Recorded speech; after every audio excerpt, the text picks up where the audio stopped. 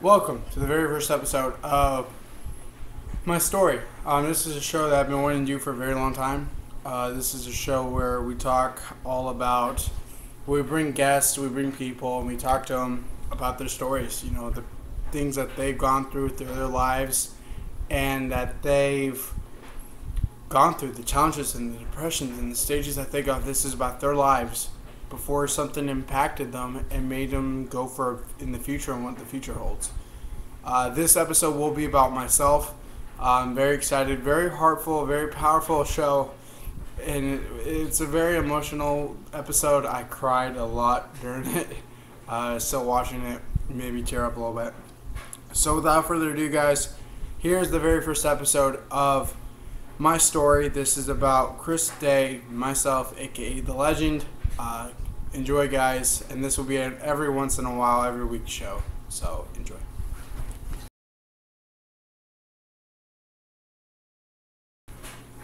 Are we good? All right. Do I just sit right here? Okay. My name is Chris Day. A lot of people know me as The Legend. I am an actor, and this is my story.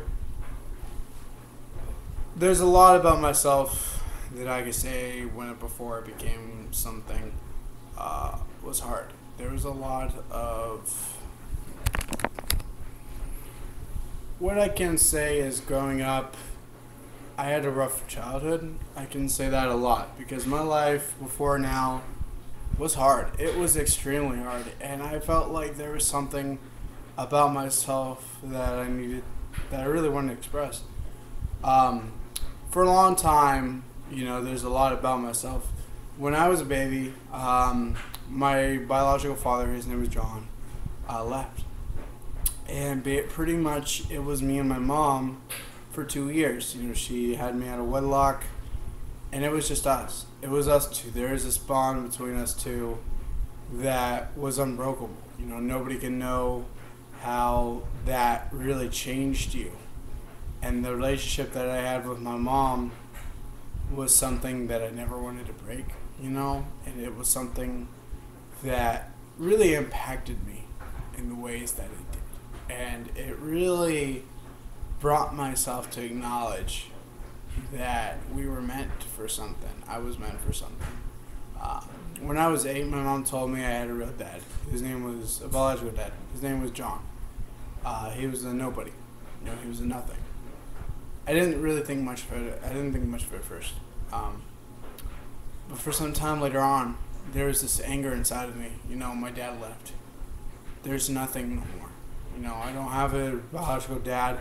To know that somebody didn't want to be with me, it broke me. It really was a hurtful thing. At 3, somebody came to my life, and his name was Dwayne. And to me, he took me in. He got custody rights. And I look up and she goes, "That's your dad. That's the dad who's going to take over. He's your dad." And, ever since then, I acknowledged that's my dad. He didn't have to take me in. He didn't have to watch out for me, look out for me, be concerned for me. He did it because he cared. And he loved me for what I was. And he acknowledged that even though we all have flaws, he was something that I loved, and I really loved him. And to this day, I still thank him for taking me in because he didn't have to, he didn't have to take me in. He's something that I look up to as a father. When I was 8, I was diagnosed with autism. It was known as Asperger's. And, when you're a kid, you really don't know. You have that. You never really understand what it is.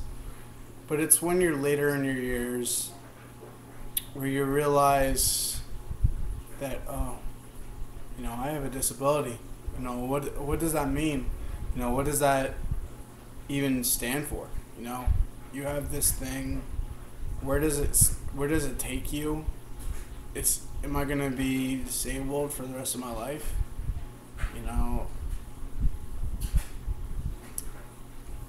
I could probably understand my mother was terrified. There was just something about it when I reached my high school years, knowing that I'm different. That why can't I just be a normal guy, Why can't I be that guy who loves something like I do? And it broke me, just having autism, feeling like I'm worth nothing, and then building myself back up was tough. You get all these things, and you understand that there's times where people have tough times. There's times where people know that you don't know where you're going to go. You don't know where you're going to be. You don't know what you're going to do. And I think just the time where I found out that, I'm disabled for the rest of my life, it terrified me. You never understand where you really were at that stage.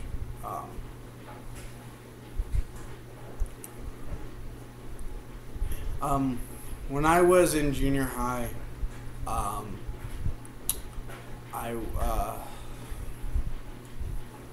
when I was at the age of 13, I was suicidal. I was trying to kill myself because I felt like no one cared. No one understood me. No one brought me back. I almost sometimes wanted to put a knife to my head and say, just finish it, just live up, because my depression couldn't take me no more. I couldn't take the bullies in my class. I couldn't take the stuff that happened. I couldn't handle it, and I had to go to Richard Young 5 times in my life because I just felt so depressed. I felt like something was bringing me back. Why is it so hard? Why doesn't anyone understand me? I think that brought me the pain. That brought me grief and loss. It also brought me hardships because I understand that the people I cared about were hurting as much as I was. My sisters didn't trust me for a very long time because of the past. The past has a lot of hard meanings when you hit that. And just the idea of wanting just to end my life was tough. I'd never really thought of it like that before. But as an adult, I understand that was my past. I understood that was what I did. And I brought to myself that day when I finally had enough, and I said, I'm done doing this because I've done it 5 times. I've gone to a center so that they could help me. I said, it's time to make myself better. And I did. I think that was the moment where I realized something I have meaning. I'll never forget the day. It was 6th grade, the first day of junior high football. I was excited. I got my pads. People would call me Brett Favre because of the Packer jersey represented on my shirt. Just the idea of playing football and hitting was fun. To have friends like that and to go through where we played so much and when everybody got to play, that was like one of the fondest moments of my life. Junior high sports, making a half-court shot in 7th grade, that was great. But I knew in my heart I always had a passion for football. I started watching the NFL, got into the Patriots and the Red Sox, and I always had a passion for wanting to do something different. For wanting to be, I love movies, but I've always wanted to play sports. Football was something that maybe I could make college. Maybe I could not. That was something I've always wanted to be. My dream was to be a football player. And so, 9th grade, I joined the football team. You could just sign on, you join in.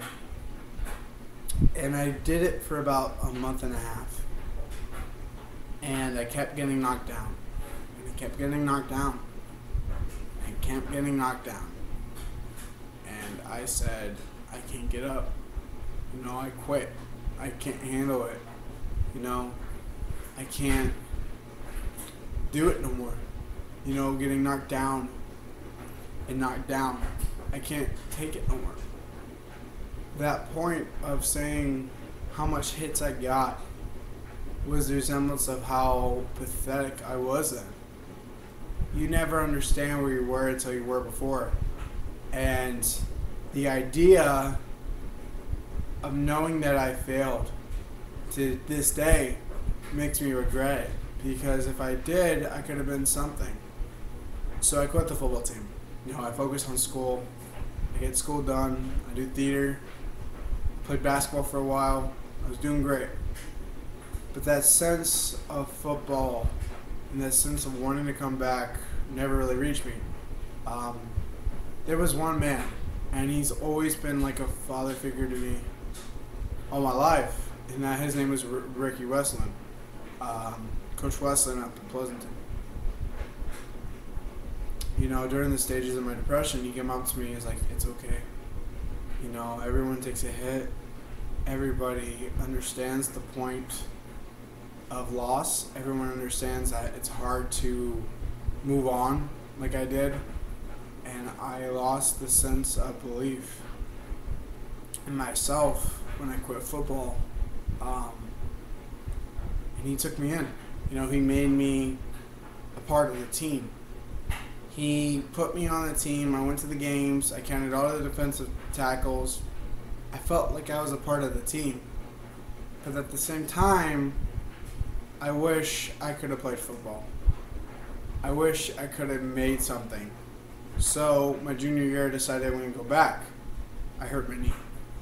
I gave up. I said I can't do it. I should finish school. And my depression got in the way. Then I went back to suicide. And it kind of ruined my chance if I could have played football. If I really gave that shot, if I really gave that tackle, I would have been something.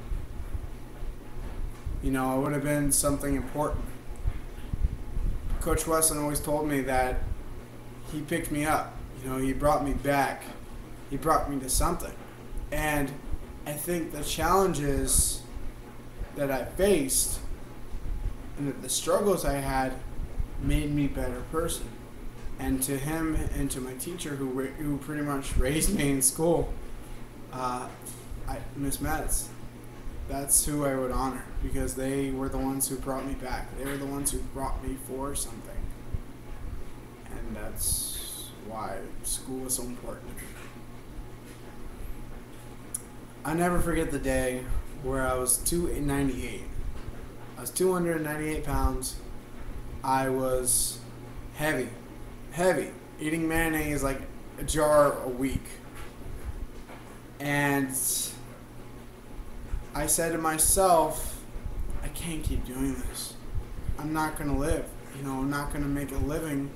I'm not going to see my kids grow up. I'm not going to get to raise a family like I want to. So I did a hard thing. In 2013, I did a 1-year challenge, and I lost 100 pounds.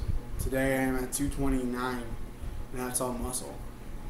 So I think to myself when I say that falling down and picking yourself back up was the idea that the hard stuff that happens.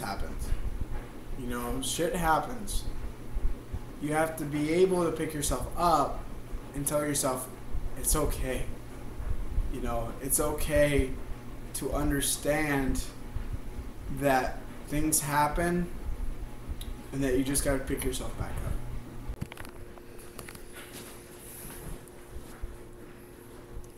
I'll never forget the day. I remember it so closely in my mind. It was December 28th, 2013. I was a punk. I was very disrespectful to my father, to my mother. I never respected anybody. Me and my dad got into it.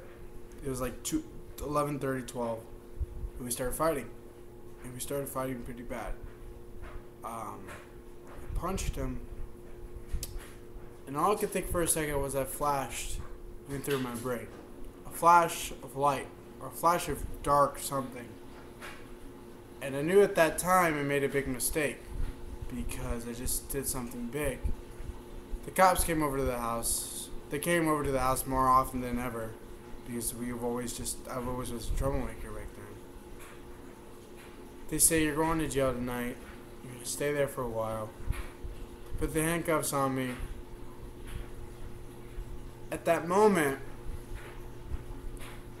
I was like, Chris, what did you just do?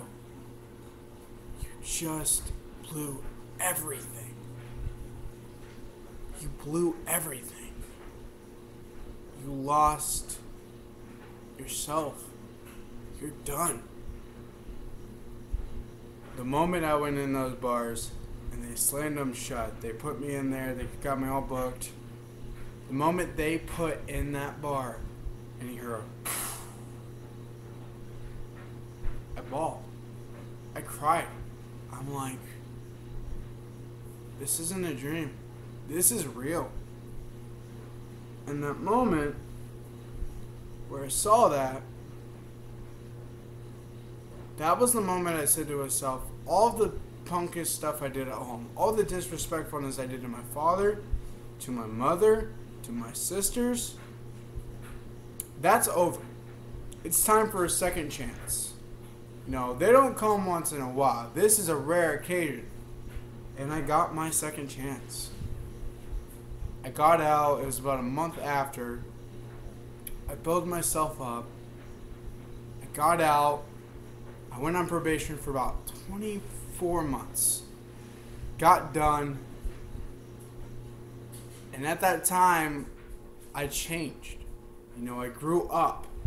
I've always had, since I've had Asperger's, that childhood mind inside myself, that 7-year-old inside of myself.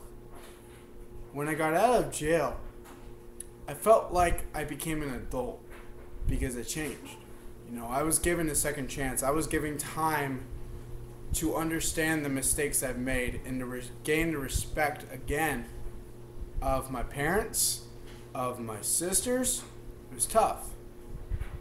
But I think that's what made me a better man, knowing that you have to make a second chance. Not second chances don't come off. For me, I got lucky.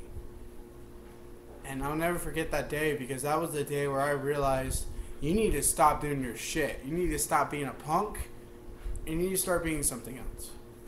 And that was the day where I found out that something matters.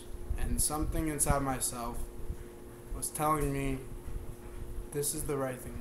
This is the thing to do. It was 2011, I joined this online group. It was where I talked movies, and I'll never forget the day. I met 3 guys. Their names were Jason Osian, they probably don't want me to say it, Bram Benderhoff, and Chris Noreen. The day I met these guys, I felt like I finally found someone I know. And we've been friends for about 6 years now. That day in 2014 where I'm like, you could be a director, you could do whatever you want to do. That day where I decided I'm going to pursue acting and I'm going to have that as my career. The heroes I look up to, Mark Wahlberg, The Rock. That's what I want to be. I want to be an action star. I want to be something that just doesn't say Oscar contender. I want to make action movies that I love. And that's what made me want to go into acting. That's what strove me to go into acting. I'll never forget the day I told Jason and Bram and Chris and just the backness that they had and they backed me up. That's where I knew that I had good friends. That's where I understand these guys are my friends and they have my back. Last year, Chris became my agent, and he is to this day one of my best friends. This is the guy that I talk everything about. We talk every day. Jason and Bram, I talk every once in a while, but me and Chris talk every single day. That next to Nicho is the second most, one of my favorite people in the world, because Chris and me, we have a bond. We've always had. And just the idea of being partners with this guy, he's my new agent, that's where I think I mattered, because he's always had my back. I used to lie saying I've seen movies that I haven't, and that destroyed me. But the reason that he has stuck around, the reason that these guys have stuck around, is to show that they are true friends. To show that they've been more of a friend to me. And I think that's where that really knows who a true friend is. The friends who are you are people who always have your back. They are people who respect you as a person. I think that's where the true friend is.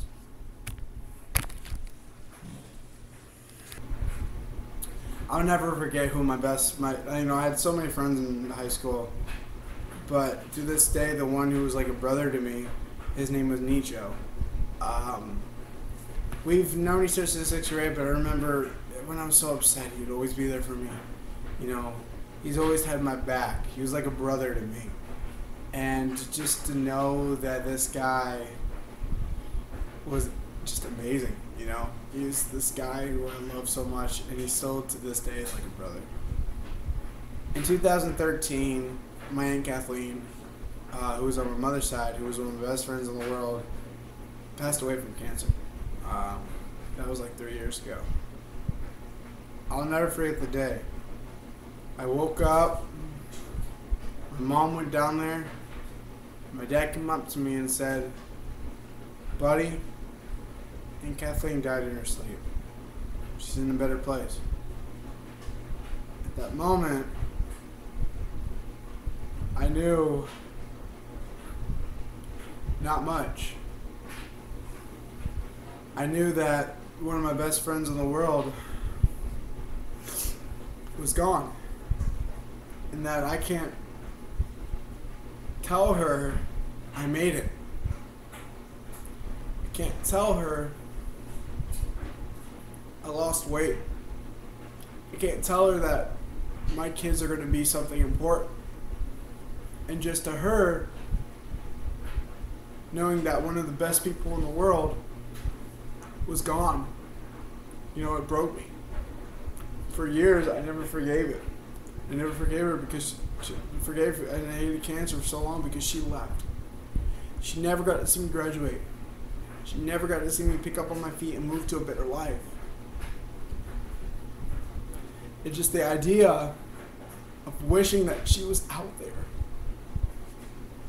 Wishing that she could watch me was heartbreaking and hard. I'm never going to forget her for that. Because she helped me.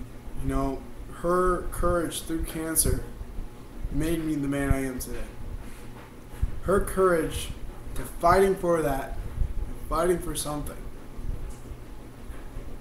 And I'll never forget her for that. She's in a better place, and I miss her.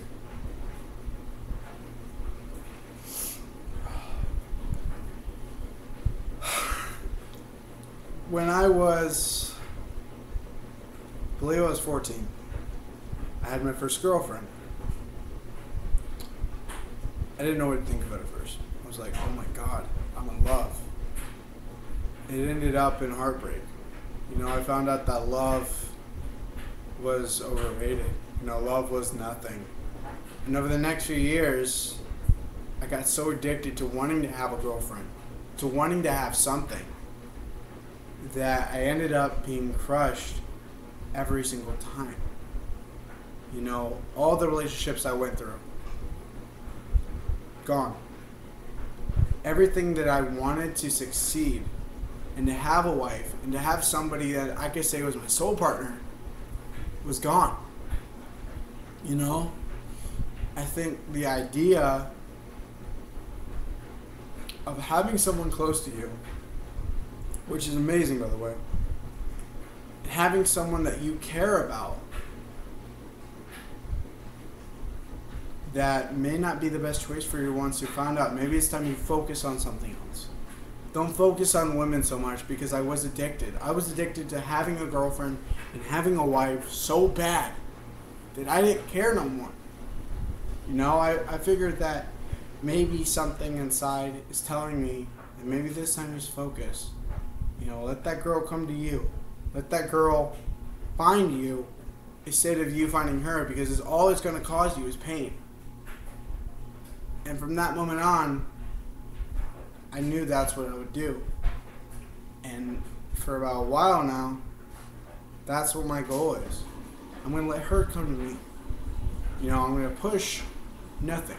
I don't want to push her. I don't want to push anyone. Because I know she's out there looking for me.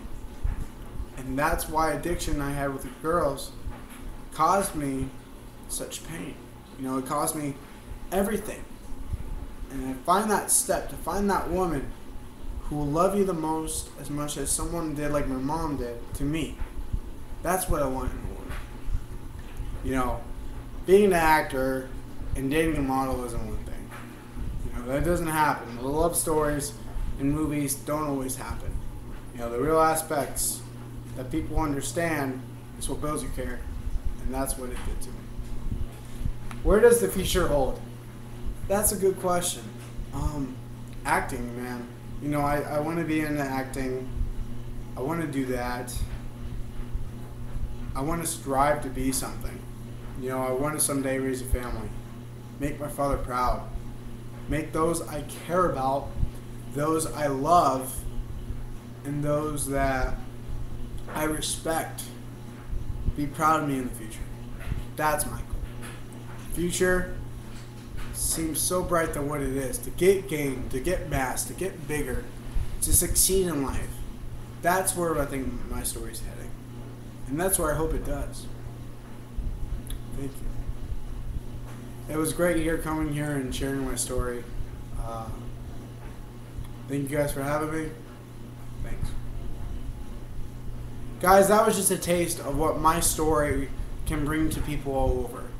Pretty soon we'll have some brand new episodes up very, very soon, guys. But that was the very first episode of my story. We hit emotion. We hit the story of elements. And I can't wait to bring more episodes to you guys. Thank you guys so much for watching. We'll see you guys next time.